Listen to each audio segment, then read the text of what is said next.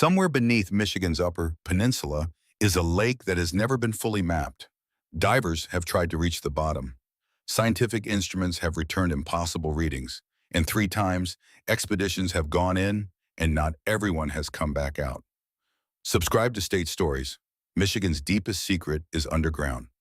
The lake was first documented in 1847 by a copper mining survey team. Their instruments showed water at 340 feet below ground. When a follow-up team was signed with better equipment in 1851, the measurement came back as 890 feet. Same lake, different result.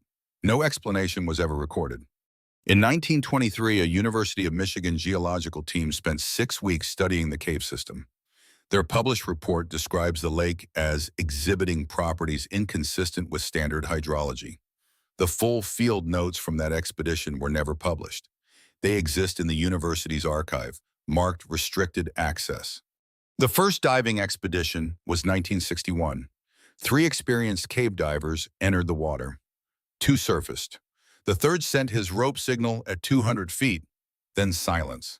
His body was never recovered. The dive was officially classified as a recreational accident.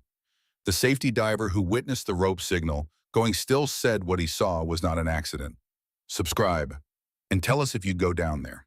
Modern sonar equipment was used in 1987.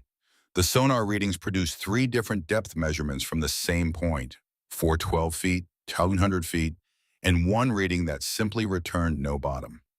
The team's lead geologist submitted a report to the Michigan Department of Natural Resources. The report was never made public.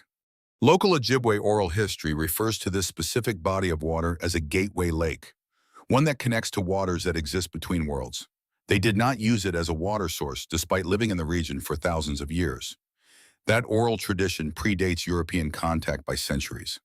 A 2015 expedition used remote submersible technology.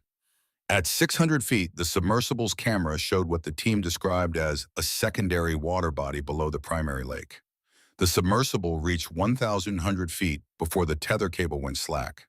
When they pulled it back, the submersible was intact, but the camera's last 40 minutes of footage were completely black. The lake is technically accessible.